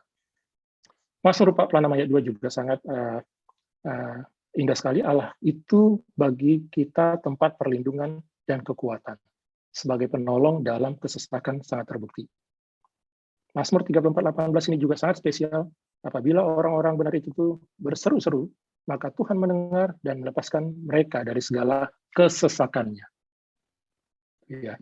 Mazmur 34 ayat 19, Tuhan itu tuh dekat kepada orang-orang yang patah hati, dan Ia menyelamatkan orang-orang yang remuk jiwanya. Ya, mereka mengalami remuk jiwanya itu tuh tidak tahu berapa lama, dan Tuhan sayang sama mereka, Tuhan dekat kepada mereka, dan kita sebagai orang-orang yang berada di sekitar mereka ingin Tuhan pakai untuk menjadi perantara untuk itu ya. Ia menyembuhkan orang yang patah hati dan membalut luka-luka mereka. Ini luar biasa. Tuhan menyembuhkan patah hati mereka dan membalut luka-luka mereka. Ya. Nah, ini kita pegang janji Tuhan ini sebagai satu kebenaran ya dan amin ya. Nah, ini tadi yang saya sampaikan teman-teman, bahwa ada tanda-tanda yang bisa kita lihat kalau seseorang itu telah selesai berduka, ya kan? Nah, apa itu? Bisa kita kenali dengan beberapa hal, teman-teman. Pikiran tentang almarhum tidak membuat kita depresi atau tidak menyakitkan lagi. Setelah kita kehilangan dia, pasangan kita, atau siapapun, kita sudah bisa menerima. Kita tidak depresi lagi, itu tidak menyakitkan kita lagi. Kita sudah terima itu, gitu ya. Terus kemudian kita mulai menikmati hidup kembali, merayakan hari raya atau hari tertentu dan membuat rencana masa depan. Kita dapat berfungsi seperti sebelum mengalami kedukaan. Ini penting ya. Jadi setelah kedukaan, melewati prosesnya dengan baik, kita dapat berfungsi sebelum seperti mengalami kedukaan. Nah, bisa menyimpan memori tentang mendiang secara proper dan merecall-nya, mengingatnya ya, secara proporsional atau tidak. Itu juga sebagai salah satu tanda. Jadi ketika dia menceritakan itu kepada kita bisa melihat ya kondisi emosi dia seperti apa ketika dia menceritakan itu ya. Oh, ya dia mungkin masih terharu dan segala macam, tapi ya dia sudah baikan gitu ya. Dan dia juga bisa menjelaskan makna kematian si almarhum tersebut. Ya. Dan kemudian kita sanggup menghadapi kehilangan lainnya dan bisa membantu orang yang sedang berduka. Jadi kita internally sudah selesai dan kita bisa menjadi penolong buat orang lain. Jadi inilah yang menjadi goal dari pelayanan kedukaan kita, teman-teman. Pelayanan pelawatan kita terhadap mereka yang berduka. Baik kehilangan karena kematian, baik karena kehilangan macam-macam yang tadi yang sudah kita bahas. Gitu. Nah, jadi artinya, tanda kutip ini ya, kalau kita membuat program pelayanan, jumlah visitasinya mungkin bisa jadi lebih banyak, baik itu online maupun on-site. Gitu ya.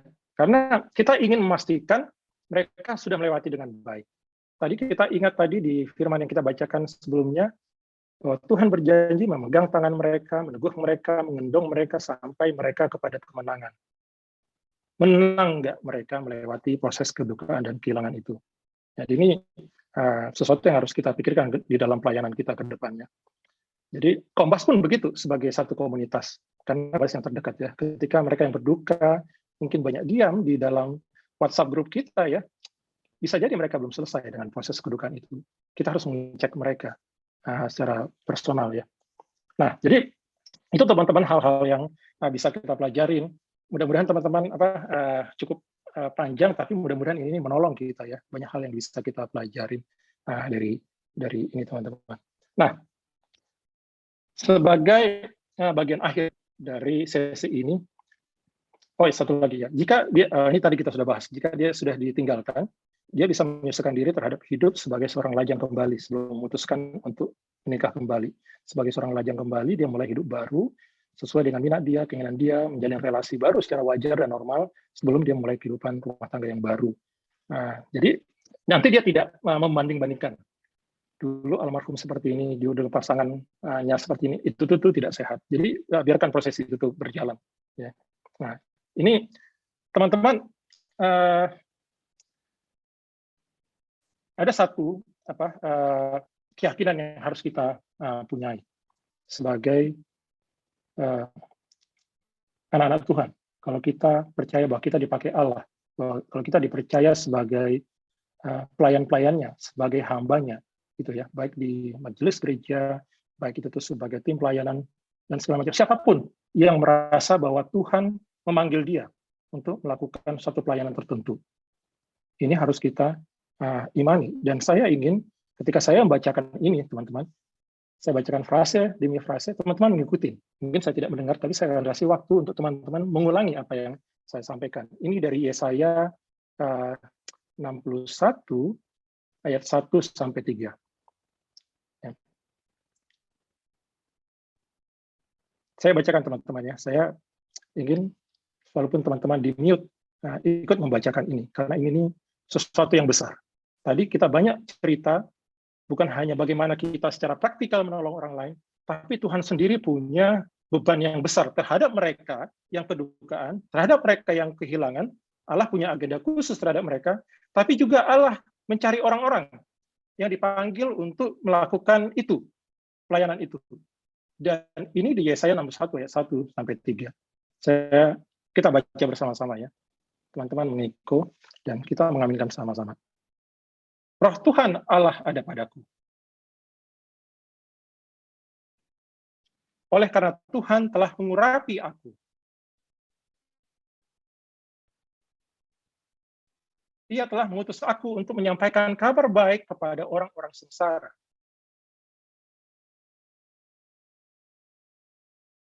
Dan merawat orang-orang yang remuk hati.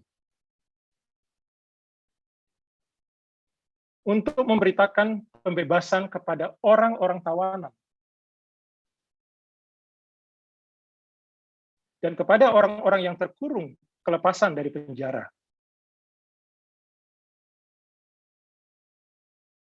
Untuk memberitakan tahun rahmat Tuhan dan hari pembalasan Allah kita. Untuk menghibur semua orang berkabung. Untuk mengaruniakan kepada mereka perhiasan kepala ganti abu. Minyak untuk pesta ganti kain kabung.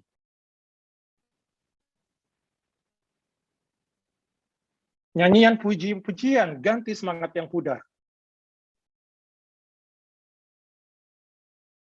Supaya orang menyebut mereka pohon terbantin kebenaran. tanaman Tuhan untuk memperlihatkan keagungannya.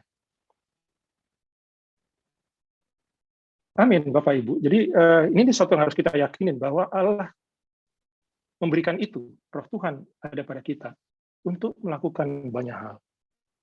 Lihatlah pohon tarbantin ini, akarnya sangat kuat, menjalar kokoh bersamaan dengan bertumbuhnya pohon tersebut ke atas. Tuhan ingin kita seperti pohon terbanting kebenaran ini. Disebutkan tanaman Tuhan untuk memperlihatkan keagungannya. Kedukaan kita yang tadi itu tuh Allah sedang proses. Allah sedang melakukan sesuatu yang kita ingin punya kemenangan untuk memperlihatkan keagungannya. Kehilangan dan kedukaan yang kita alami, yang saudara atau keluarga kita alami, atau siapapun alami, adalah cara Tuhan untuk memproses kita untuk lebih kuat, lebih kokoh, kemudian berbuah, dan membawa kita ke tempat yang lebih tinggi. Itu cara Tuhan untuk memperlihatkan keagungan kasih-Nya kepada kita ya. Tuhan memberkati kita. Amin. Ya. Nah, teman-teman, itu tuh yang saya ingin sharingkan. Kalau kita ingin berdiskusi, saya pikir kita berdiskusi satu sama lain ya tentang pengalaman-pengalaman kita. Tapi mungkin saya nggak tahu ya apakah cukup luntur kita waktunya untuk ngobrol. Tapi barangkali kita bisa mengekspresikan atau mungkin ada yang ditanyakan. Atau kita bisa saling mendukung satu sama lain, atau kita bisa kasih pemikiran satu sama lain, dan bersama kita di sini kita punya pengalaman, ya kan? Saya juga di sini melihat ada Pak Alex dan Bu Heni juga, ya. Beliau dosen saya, dosennya Bu Nat juga, dosennya istri juga, ketika kami ikut kuliah konseling ya. Silakan teman-teman kalau ada yang mau disampaikan. Ada yang mau menguatkan kita barangkali? Pak Arife? Ya, silakan Bu, masih. Saya mau sharing sedikit aja. Jadi waktu itu 4 tahun yang lalu, tetangga sebelah rumah suaminya meninggal, anaknya masih kecil-kecil, TK, SMP, SMA kalau nggak salah waktu itu. Mendadak juga suaminya bisa operasi, keadaannya baik, tapi terus meninggal. Nah, ya biasalah kedukaan kan banyak yang datang gitu segala. Nah, setelah kemudian 6 bulan kemudian kita kumpul-kumpul ngobrol-ngobrol. Waktu itu dia cerita, dia bilang gini, tahu nggak sih, dia bilang, waktu aku kedukaan, dia bilang, aku tuh nggak suka banget, dia bilang gitu. Orang-orang pada bilang, turut berduka cita ya, jangan nangis, jangan sedih, dia udah bahagia di sana, kuat ya gitu. Dia bilang dia gemes banget sama orang yang ngomong kayak gitu. Terus dia bilang sama kita, pokoknya ya kalau datang ke kedukaan jangan ngomong kayak gitu, dia bilang. Cukup bilang aja turut berduka, pegang tangannya atau peluk, dia bilang gitu. Udah, itu aja yang aku butuhin. Aku tuh nggak bener-bener waktu itu gemes banget dengan orang bilang, udah jangan nangis, udah jangan itu, bener-bener. Pokoknya dia bilang seperti itu. Makanya itu aku pikir, oh iya ya itu masukan juga buat kita, apalagi sebagai tim pelayan kedukaan gitu. Jadi memang seperti tadi Pak Arife bilang, jangan banyak bicara, istilahnya gitu, banyak mendengarkan aja gitu kan, istilahnya seperti itu. Terus ada satu lagi pengalaman kedukaan di gereja kita juga. Jadi pagi-pagi saya datang, terus kemudian ada tetangganya bilang, nanya, oh meninggal jam berapa, di mana? Oh dibawa ke rumah sakit itu, kenapa ya dibawa ke rumah sakit itu? Terus harusnya jangan dibawa ke rumah sakit itu, yang spesial untuk stroke kan di rumah sakit ini, mungkin bisa tertolong. Saya dengar itu tuh sedih banget gitu rasanya, aduh ini orang kok nggak pada tempatnya ya ngomong seperti itu gitu loh. Jadi memang banyak banget hal-hal yang harus kita pelajari dalam kita datang dalam suatu kedukaan gitu loh.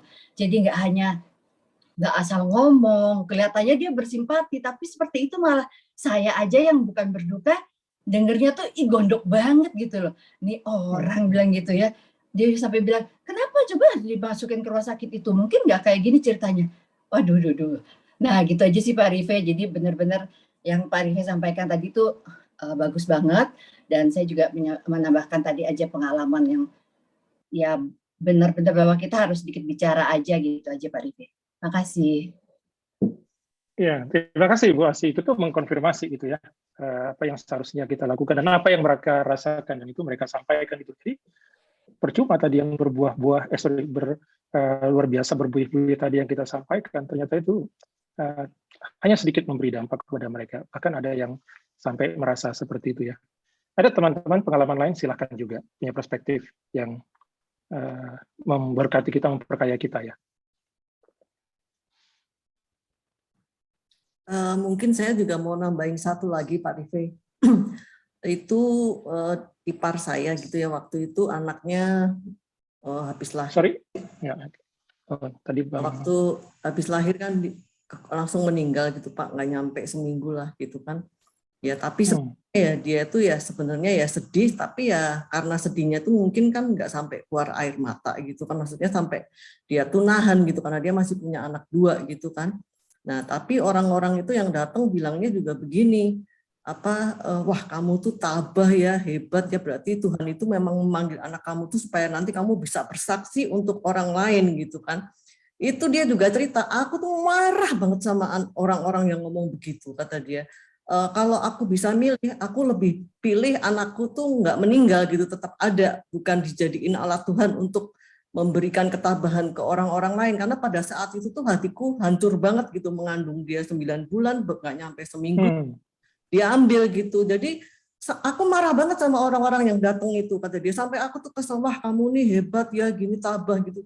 Aduh, itu perasaanku sebenarnya gitu. Jadi kadang-kadang kita kan nggak, istilahnya kita nggak tahu ya dalam hati mereka tuh seperti apa gitu. Tapi ya dia pasti sedih gitu, dan itu memang pilihannya. Kalau memang kayak dia itu kan ya dia akan lebih memilih anaknya hidup gitu kan, dibanding dia untuk itu. Jadi itu kadang pun jadi kita pengennya maksudnya baik, tapi ternyata juga jadi bumerang juga buat orang yang berduka Pak Rife. Itu dari saya Pak Rife. Ya, thank you Bu Nat. Terima kasih. Teman-teman lain ada yang mau sharing?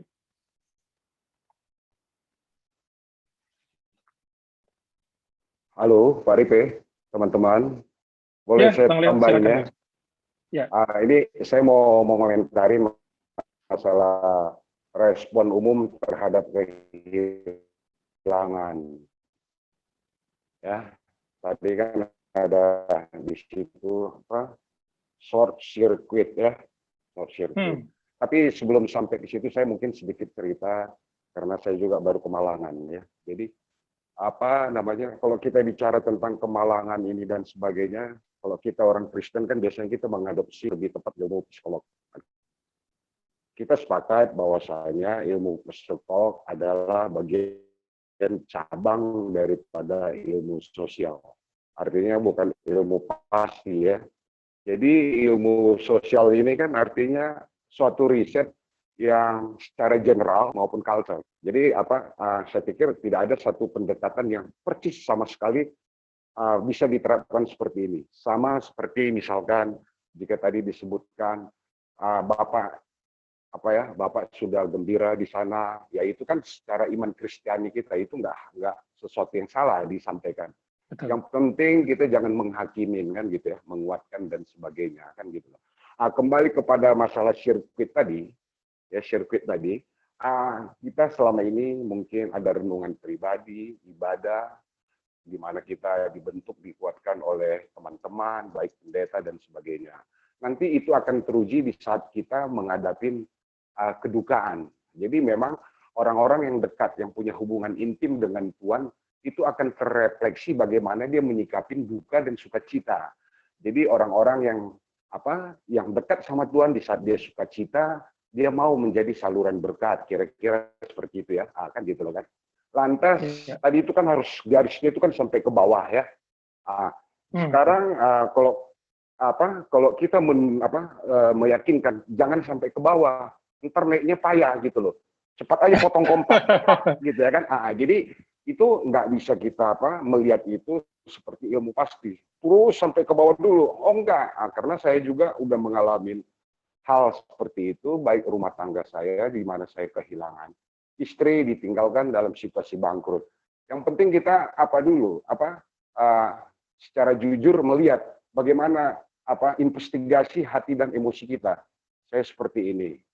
Kira-kira apa yang saya butuhkan supaya saya cepat recovery, kan gitu loh kan.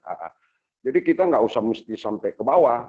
Nanti kalau ke bawah banget kan gitu loh kan, naiknya payah gitu loh. Atau kalau terus-terus muka kita seperti muka orang masem, kita pun harus yakinin. Nanti orang nggak mau juga dekat sama kita terus kan, kira-kira seperti itu. Saya sepakat memang harus ada checklist ya. Banyak sekarang, saya dulu pernah dengar cerita ada anak hamba Tuhan GKI yang bunuh diri. Saya pikir seperti itu karena dia kekurangan komunikasi. Ditambah sekarang ini orang ada rasa sungkan untuk menanyakan orang lain panjang belum diminta. Padahal kita harus berani.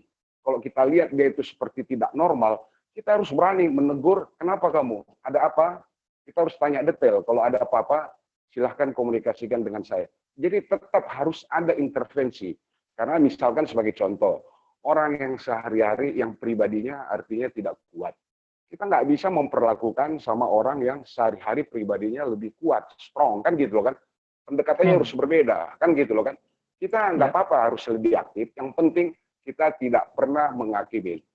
Pesan saya kepada orang-orang yang pernah berduka, memang harus ambil tempat untuk menepi, ya, menepi, menyendiri, dan memperbanyak komunikasi dengan Tuhan. Ya. Ada lagu yang disebutkan hanya Tuhan saja yang bisa menolong. Bukan maksud daripada lagu itu bukan berarti teman-teman tidak menolong, kan gitu loh kan. Tapi memang yang punya kuasa memulihkan itu hanya Tuhan. Teman itu hanya memfasilitasi aja ya kan gitu, mendorong dan sebagainya.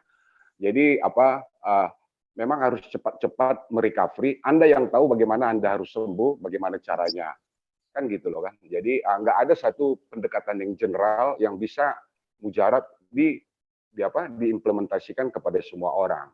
Memang intinya kita harus lebih sering yang Abang bilang tadi checklist.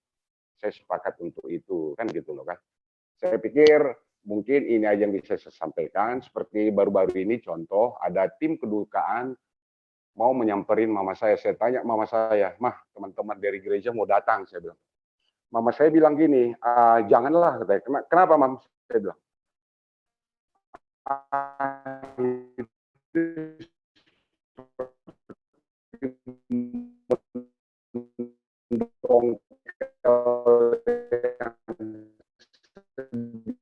lagi saya udah mungkin kan nggak salah teman-teman itu menanyakan mau dilakukan gitu, kembali hormati, tetapi kita harus juga melihat tidak maunya dia ini kenapa, kan gitu loh. Kalau hanya sungkan aja padahal dia sudah sekarat, ya kita harus tim rescue, kan gitu loh kan.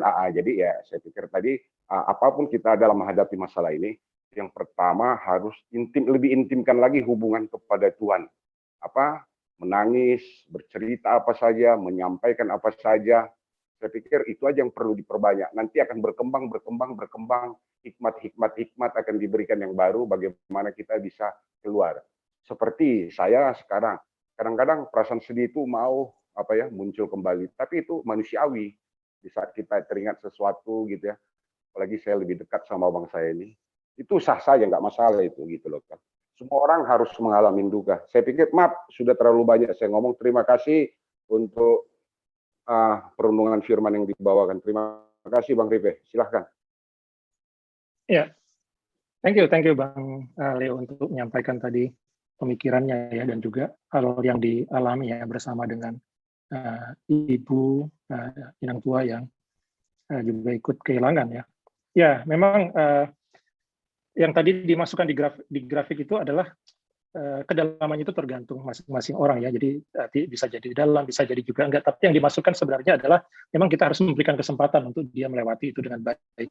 Ya kan? Jadi kalau tidak nanti itu seolah-olah dia sudah kelihatan fine-fine saja, tapi sebenarnya ada yang masih belum beres di dalam diri dia ya. Ya kita bersyukur kalau ternyata mereka bisa melewati itu dengan baik atau lebih cepat melewati itu dengan baik. Tapi kalau in case ternyata kita lihat masih ada yang berkepanjangan, bisa jadi memang ada yang belum selesai di proses yang sebelumnya ya. Ada lagi teman-teman lain yang ingin menambahkan? Saya Bang Ripe. Oh ya, Bang Guntur, silakan Bang. Iya, masih ada waktu sebenarnya. Jadi saya juga kesaksian sedikit ini ya. Jadi kalau kawan-kawan tadi udah cerita melihat temannya, saya cerita diri saya sendiri gitu ya. Jadi ibu bapak 2 tahun lalu lebih lah ya, istri saya kan meninggal. Dan sebelumnya itu satu sakit gitu ya, sakit panjang. Saya merasakan sedih, duka yang dalam, bukan pada saat dia meninggal. Jadi boleh dikata saat dia meninggal seterusnya, saya nggak pernah nangis. Tapi saat dia pertama kali divonis sudah kanker stadium 4, saat penyakitnya kadang-kadang sembuh, drop lagi gitu. Di situ beberapa kali saya menangis, marah, merasa tidak berdaya gitu. Untung dalam proses 1,5 tahun sakit itu, saya merasa banyak sekali pelawatan dari gereja, dari keluarga marga-marga saya, di teman-teman. Dan ternyata itu sangat menguat. Jadi misal dari Kombas berapa kali datang pelawatan, nyanyi-nyanyi, gembira, berdoa. Dari guru sekolah minggu, ya, dari persekutuan wanita, semualah dari majelis jemaat. Dan yang Pendeta Gordon dan Ibu Evi, hanya berdua mereka datang melawat, ya. Dan saya juga hanya berdua menerima dan kami hanya berempat. Jadi Pendeta Gordon menyampaikan renungan dari Yohanes, kutipan kata Tuhan Yesus yang pergi ke surga untuk menyediakan tempat bagi kita. Nah, ternyata sesudah itu istri saya ini jadi siap sekali ngomong mengenai surga setelah renungan malam itu. Setiap hari setelahnya itu istri saya malah sering, kalau kesakitan itu kan kata Pak Rifat tadi itu kan duka sekunder ya, primer meninggal ya. Nah, di dalam kota wisata saya di gereja kita, pada saat kita duka primer satang, dan itu ternyata sangat menguatkan seperti itu. Jadi harapan saya agar bisa dikembangkan ya ke duka sekunder lain, bukan penyakit pada orang kehilangan pekerjaan, dengan pacar, untuk mudah-mudahan mungkin pelawatan-pelawatan itu bisa dikembangkan lebih lanjut gitu. Sedangkan pada saat duka meninggal, dengan kota wisata bikin kebaktian, dengan paduan suara bernyanyi, dengan karangan bunga yang dikirim oleh kota wisata dan Kombas misalnya, itu sudah sangat apa, membanggakan gitu, membanggakan, menguatkan kita pada teman kebiasaan kita orang Batak ya, yang mandok hata hanya pendeta lewat renungannya, tapi dengan apa namanya, jabat tangan, dengan karangan bunga, kita yang berduka itu sudah merasa di gereja kita program pelawatan untuk duka primer, sekunder itu sudah sangat bagus. Barangkali tinggal memperluas saja, di samping sekunder sakit itu, sekunder lain juga barangkali perlu kita tingkatkan pelawatannya, seperti itu. Demikian Pak Rife yang bisa saya tambahkan. Iya. Terima kasih Bang Guntur sudah bercerita ya. Tapi Abang sudah baik-baik saja ya sekarang ya? Oh sudah baik saja. Ya. Kuncinya saya punya hobi tenis sama hobi nyanyi, dua-dua itu. Ya, kita bersyukur untuk itu, Bang. Jadi itu tadi kita bisa ngecek dari tanda-tanda apakah kita sudah recovery dari kedukanya kita tadi itu ya. Jadi ada hal yang sudah Bang Guntur sudah bisa lakukan dan nikmati sekarang dari dua kegiatan tadi itu, gitu ya. Dan tadi masukannya benar, memang banyak hal yang akhirnya kita jadi pikirkan di pelayanan kejematannya kita ya. Thank you, Bang. Teman-teman lain adakah yang masih berbagi? Selamat malam. Oh ya, Bu Sinta, silakan Bu. Ya, tapi nggak tahu ini masih nyambung apa enggak topiknya kedukaan yang sudah terjadi ya. Tapi ini ada satu pengalaman dari ya teman kami gitu, yang akhirnya dia memilih untuk mengakhiri hidupnya. Ini jadi satu pukulan juga, apalagi kayaknya dia tuh baik-baik aja. Tapi justru beberapa hari sebelum kejadian itu, dia sempat ngomong sama temennya, gimana kelompok kecil kamu, apa yang mau didoain. Jadi kayaknya kayak dia justru memperhatikan orang lain. Padahal mungkin di situ dia butuh juga ditanyain. Ya mungkin dari yang topik malam ini sih yang saya bisa tarik juga, kehadiran itu memang benar-benar penting. Mungkin juga ya dengan kasus teman saya ini, mungkin pada saat itu dia menunjukkan perhatian, tapi dia juga pengen ditanya mungkin, gimana kamu, gimana. Jadi maksudnya akhirnya nggak jadi penyesalan setelah berapa hari kemudian, ya kok dia pergi, padahal kok kayaknya dia baik-baik aja gitu. Jadi materi malam ini juga menguatkan bahwa memang kehadiran kita baik di saat orang yang sudah mengalami kedukaan ataupun baru mungkin dia udah kepikir, tapi ketika dia lihat kok gue kayak dicuekin, mungkin dia mau ngajak temen ngomong tapi temennya menjauh. Nah ini juga jadi satu pelajaran ya, maksudnya mungkin kalau tiba-tiba ada teman kita yang kontak, gue mau ngomong, kita jangan juga cuek, gue sibuk, gue ini. Kalau ada kayak gitu, mungkin kita juga, ini kenapa ya, kok dia tiba-tiba kontak saya, berarti dia ada sesuatu, mungkin di situ kita bisa lebih membuka diri. Gitu. Itu aja sih Pak. Betul. Setuju Bu Sinta, memang kita harus lebih peka kepada mereka, karena banyak proses yang akan mereka alami gitu ya. Kita meleng sedikit aja, ternyata terjadi hal yang fatal itu. Jadi karena kebiasaan kita juga, Bang, Bu Sinta, karena kita sungkan nanyain orang, ya kan? Sungkan kita nanyain orang, nanti itu bukan ganggu privasi dia. Takut membongkar urusan saya ya. Ini yang tadi mau saya sampaikan, sebenarnya kita nggak salah intervensi di situ. Kalau kita lihat ini udah nggak normal gitu loh.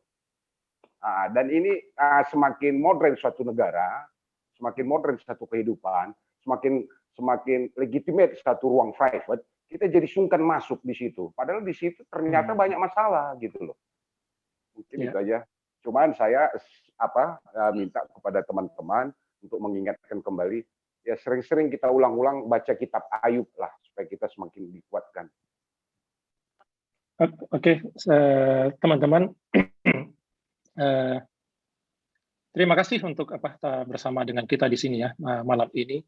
Kita mendiskusikan banyak hal, kita juga mencoba melihat apa yang terjadi, kedukaan seperti apa yang dialami oleh seseorang dan segala circumstances keadaan yang melingkupi dia gitu ya. Dan kita akhirnya jadi lebih paham. Dan yang selain itu tuh yang penting adalah bahwa Tuhan sangat peduli terhadap mereka, sangat berkepentingan dengan mereka. Dan Tuhan juga mau memakai kita juga untuk dipakai alat di sana ya. Mungkin dalam jangka pendek, di awal-awal barangkali tidak banyak hal yang harus kita katakan kepada mereka ya. Tapi dengan kehadiran tadi, dengan banyak hal-hal yang bisa kita lakukan kepada mereka, itu menolong mereka. Sembari mereka berproses di dalam kedudukannya mereka, kita masih banyak hal yang bisa kita lakukan dengan mereka. Itu yang ingin kita bagikan malam ini, teman-teman. Jika ada di antara kita barangkali yang masih berproses dengan kedukaan itu, Tuhan sendiri yang akan menolong kita, dan Tuhan juga yang melengkapi kita di dalam pelayanan kita ke depan. Oke, teman-teman. Mari kita tutup dalam doa, teman-teman. Bapa di surga, malam ini Tuhan, kami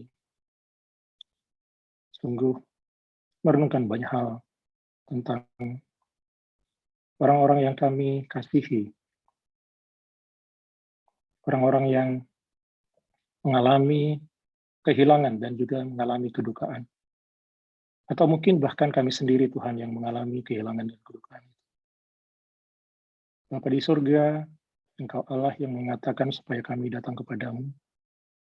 Apapun pikiran, perasaan, kegamangan, kebingungan, atau pertanyaan-pertanyaan yang tidak terjawab, yang penuh misteri yang kami belum bisa pahami. Tapi Engkau Allah datang kepada kami dan Engkau merasakan kehilangan dan kedukaan itu. Pikiran, perasaan, hati kami, keberadaan kami penting buat Tuhan. Sampai Engkau juga memberikan anak-Mu mati menebus kami. Kami bersyukur punya Allah seperti Engkau. Engkau Allah yang transenden, yang melewati semua hal tanpa batas, berkemampuan tidak terbatas, yang sanggup membedakan, sanggup memisahkan jiwa dan roh. Bapa di surga, kami berdoa malam ini Tuhan supaya Engkau yang memulihkan, menguatkan, mengokohkan jika kami ada yang merasa kehilangan, rasa kedukaan di dalam kehidupan kami. Ya Tuhan, Engkaulah Allah yang kuat, biarlah semakin nyata di dalam kehidupan, menolong kami, supaya kami bisa menjadi pohon terbanting kebenaran. Biar kami bisa melihat keagungan Tuhan di dalam kehidupan kami. Kami bersyukur bahwa Engkau tidak sedetik pun meninggalkan kami, dan kasih-Mu tidak pernah beranjak dari kehidupan kami. Bapa di surga, kami berdoa untuk juga orang-orang yang kami kasih di sekitar kami, yang juga sedang mengalami kedukaan, kehilangan. Kuatkanlah mereka, pulihkanlah mereka, tolonglah mereka ya Tuhan. Terima kasih Engkau sungguh mengasihi mereka. Malam ini Tuhan kami sungguh bersyukur boleh merenungkan banyak hal, membicarakan banyak hal Tuhan, dan merefleksikan banyak hal di dalam pelayanan-pelayanan yang kami lakukan dan apa yang perlu kami kembangkan ke depan. Terima kasih Bapak, terima kasih untuk setiap hati yang ada di sini. Kami percaya bahwa Tuhan sendiri yang berbicara secara pribadi kepada kami, baik yang hadir malam ini maupun yang nanti akan mendengarkan rekaman Zoom ini. Berkatilah kami semua, karena Kau sendiri sungguh mengasihi kami, sungguh peduli, sungguh ingin terlibat di dalam kehidupan kami, sungguh ingin nyata di dalam kehidupan kami. Bapa di surga, nyatakanlah kebesaran-Mu, nyatakanlah kuasa-Mu, nyatakanlah kemurahan-Mu yang begitu dalam di dalam kehidupan kami. Terima kasih Tuhan malam ini untuk acara ini. Berkatilah kami semua dan berkatilah gereja-Mu Tuhan yang terus memikirkan, memperbaiki, meningkatkan pelayanannya bagi umat. Engkau adalah Gembala yang agung, yang sangat memperhatikan umat-Mu, domba-domba-Mu. Segala puji, hormat bagi nama-Mu Tuhan.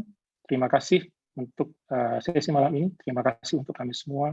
Terima kasih ucapan syukur yang tidak terhingga buat segala kesetiaan Tuhan di dalam kehidupan kami.